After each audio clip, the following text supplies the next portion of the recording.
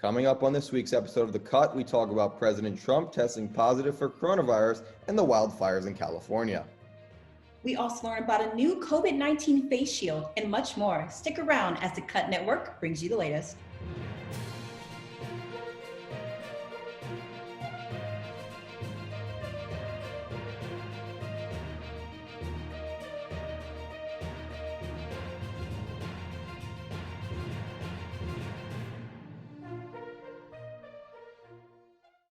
Good evening and welcome to The Cut. I'm Dylan Pescator.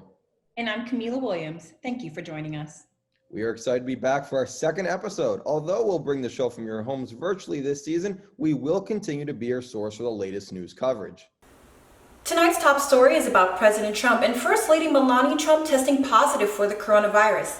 3 days after the presidential debate, President Trump turned to Twitter and announced the news. Cut reporter Maria Stobbs has the latest update.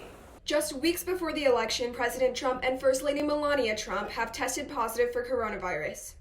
This diagnosis has shocked the country, turning the presidential election on its head and leaving various questions about the future of the election.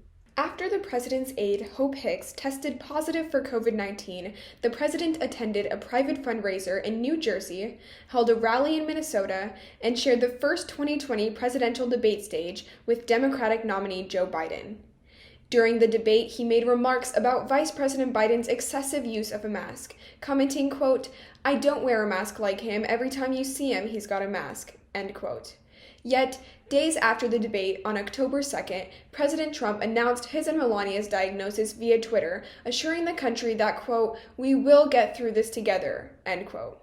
With mild symptoms, Trump received treatment at Walter Reed National Military Medical Center and has since been discharged. Now he will be at the White House for the rest of his recovery. While multiple White House staff members have tested positive for COVID-19, Joe Biden and his wife Jill Biden have tested negative, as well as his running mate Kamala Harris and Vice President Mike Pence. As to what this means for the upcoming election, everything is up in the air. With 2 presidential debates left, Trump's battle with coronavirus has brought fresh uncertainty into the race.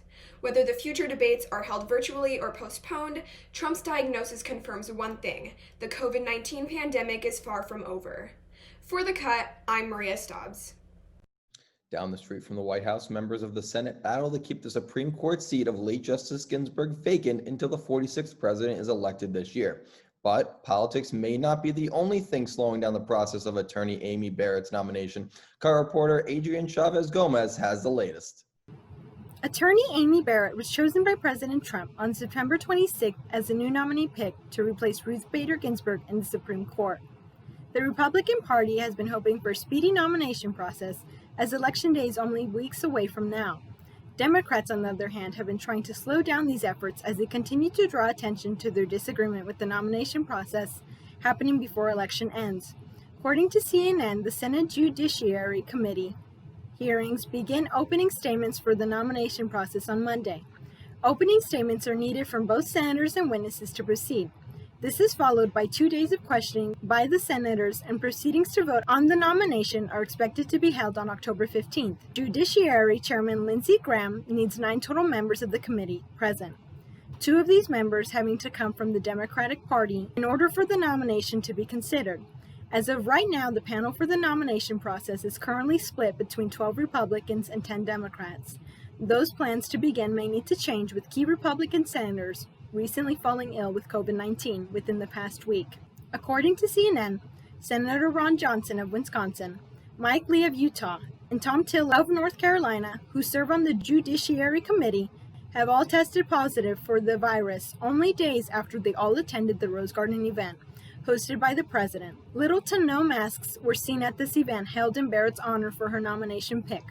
Graham still believes that the nomination process will proceed. He told CNN, quote, "We'll have a hearing safely, and I think she'll be confirmed before the election," end quote. Senate Majority Leader Mitch McConnell backed up Graham's statement, telling Fox News that they can, quote, "operate successfully in a COVID environment," end quote. The question still remains, will Republicans be able to meet in time to nominate Barrett as the new Supreme Court Justice? Follow us on social media at @thecut_network for updates on Capitol Hill as the story unfolds. I'm Adriana Gonzalez Chavez, reporting for The Cut. The development boom in downtown Phoenix continues despite the offsets posed by the COVID-19 pandemic. Cut reporter Rudy Cavazos has the story. The coronavirus pandemic has impacted the Valley of the Sun in many ways. A lot of people have lost their jobs, businesses, and financial stability overall, but despite these outcomes, development in downtown Phoenix has not slowed down much at all.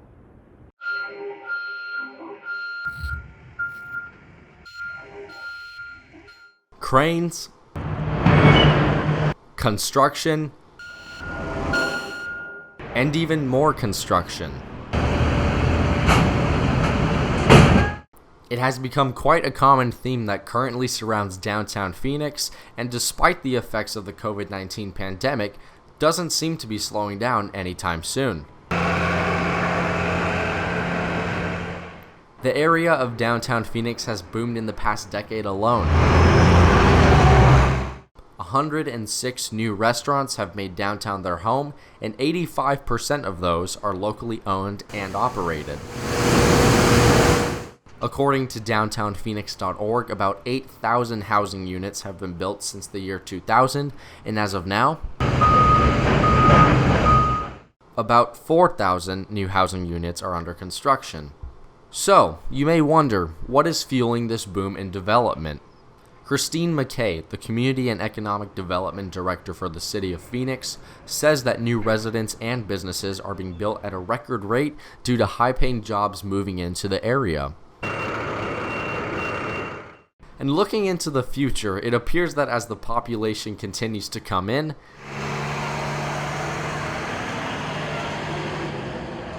buildings will continue to go up.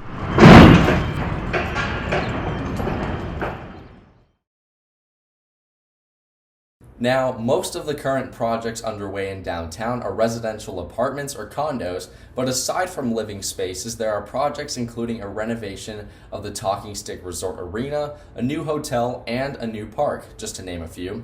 And for our fellow Sun Devils, the ASU downtown campus has the ASU Thunderbird School of Global Management currently in progress, plus a 16-story dorm building appropriately named the Innovation Dorm. And as of now, there are 26 construction projects in downtown, according to downtownphoenix.org. For the Cut Network, I'm Rudy Cavazos reporting. COVID-19 continues to spread around the world and face protection continues to grow. A father and son from Ocean City, Maryland invited a new face shield as a solution to the pandemic. Cut reporter Tabitha Bland has the latest. It has now been over 6 months since COVID-19 infected the U.S., and medical professionals continue to work to find a vaccine. Citizens are working to find alternate ways to navigate life in the midst of the pandemic. Father-son duo Rafael Correa and Rafael Correa Jr. from Ocean City, Maryland combined two methods of fighting COVID-19 into one. The face shield has a built-in thermometer located in the forehead strap that constantly monitors the user's temperature. Mutual checking of people's temperature. That way we know that we're dealing with healthy people in front of us. Correa and his son state that they designed the face shield in hopes to return to classrooms and workplaces. The new design, called the ICU face shield, includes FDA-approved liquid crystal technology. While the face shield is being worn, the built-in thermometer takes the temperature of the user, then displays it using color-coded squares. Personal protective equipment is one of the biggest things that we have at our disposal to get out there and kind of create a new sense of normal to our lives today. As schools and businesses reopen, safety is a priority. Correa Jr. said that he feels this is a small piece that they can contribute during a time like this. For The Cut, I'm Tabitha Bland. Wildfires in California this year has set records, burning millions of acres in just a matter of months. With more details, the impact of fires has on Arizona is Cub reporter Elizabeth Shively. On Sunday, October 4th, the state of California officially hit an unprecedented milestone after the California wildfires burned 4 million acres of land. Before this year, the state record for the most acres burned in a single season was 2 million.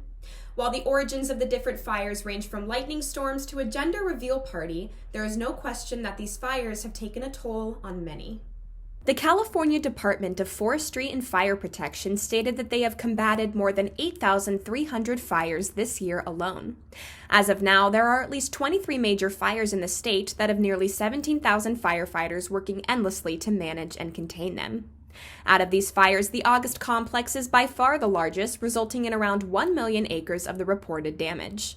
The fire is located along the coastal range of Northern California and has now damaged an area larger than Rhode Island.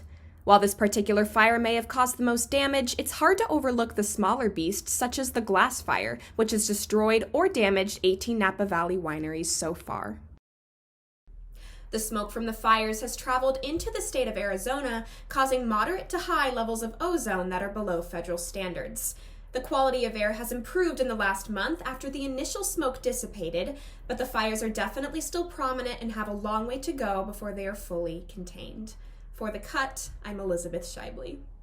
Thanks, Elizabeth. Well, it looks like that's it for this week's episode. You can catch us back here in 2 weeks, but for our latest coverage, you can visit the Cut Network on YouTube. And for behind the scenes look at our content, don't forget to follow us on social media at @thecut_network. Thank you for watching and have a great night.